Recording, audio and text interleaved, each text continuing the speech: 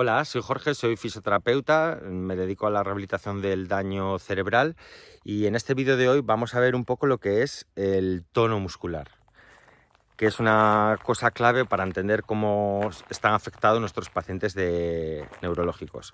El tono muscular, para decirlo de una forma simple y que pueda entenderla a todo el mundo, es el grado de contracción más o menos permanente que tienen todos nuestros músculos, todo nuestro sistema musculoesquelético.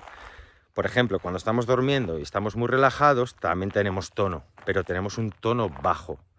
Cuando estamos haciendo una actividad que requiere una gran fuerza física o destreza o, por ejemplo, una reacción de huida, tenemos un tono alto.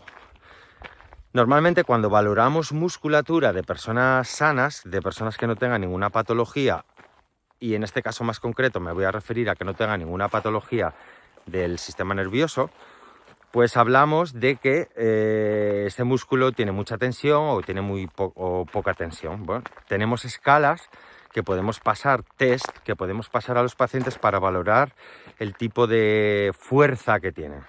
Cuando el músculo está sano, hablamos de fuerza.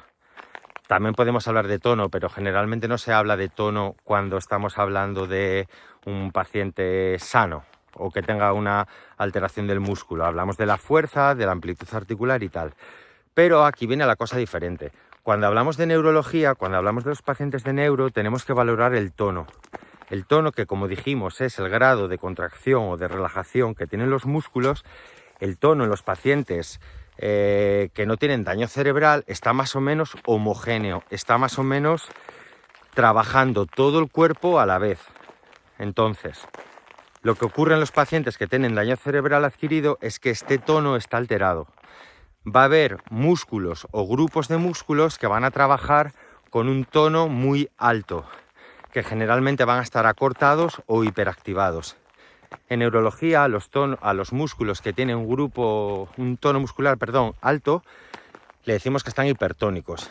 Y a los que tienen un tono muscular bajo, les decimos que están hipotónicos. También existe la nomenclatura más técnica, pero a la vez también de andar por casa, para referirnos a estas variaciones del tono muscular. También podemos hablar de que hay los que tienen hipertonía están espásticos y los que tienen hipotonía están flácidos. Cada uno que use lo que quiera. Entonces, hemos visto que el tono lo tenemos todos. El tono es la contracción natural de todo nuestro sistema, pero que en los pacientes con daño cerebral o con algunas alteraciones, enfermedades del sistema nervioso central, ejemplo Parkinson, van a estar alterados. ¿En qué va a consistir la terapia que yo hago y que todos los terapeutas que hacemos neurología consiste? Consiste en los músculos que tienen hipertonía, tenemos que descenderlos, tenemos que hacerlos que trabajen menos y que trabajen mejor, generalmente en excéntrico. Ya veremos los tipos de contracción muscular.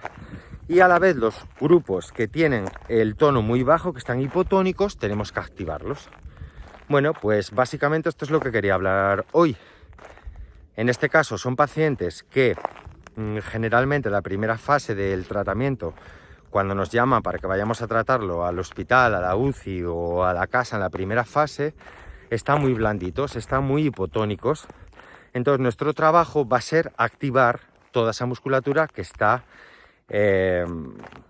trabajando muy baja, ¿no? que apenas está trabajando. Ya veremos que generalmente esto le va a afectar a un hemicuerpo y también a una hemicara. Cuando hablamos de daño cerebral adquirido y se altera el tono afecta a todo el cuerpo. O sea, todo el cuerpo es como una gran masa que funciona a base de unos se contraen, otros sueltan, unos se contraen, otros sueltan, todos aprietan, otros sueltan. O sea, con sinergias musculares. Esto es lo vamos a ver en otro vídeo donde voy a hablar de la inervación recíproca y de por qué los pacientes de neurología no se pueden tratar como los pacientes de traumatología. Que eso es una falsa creencia y bueno, hace que algunas veces los que nos dedicamos solamente a la neuro, pues en realidad tengamos que solventar problemas que se podían haber evitado haciendo haciendo un tratamiento más adecuado. Bueno, básicamente lo vamos a dejar aquí. Muchas gracias. Espero que te suscribas al canal si te apetece seguir recibiendo información del daño cerebral en ictusfilia, y muchísimas gracias. Buen día.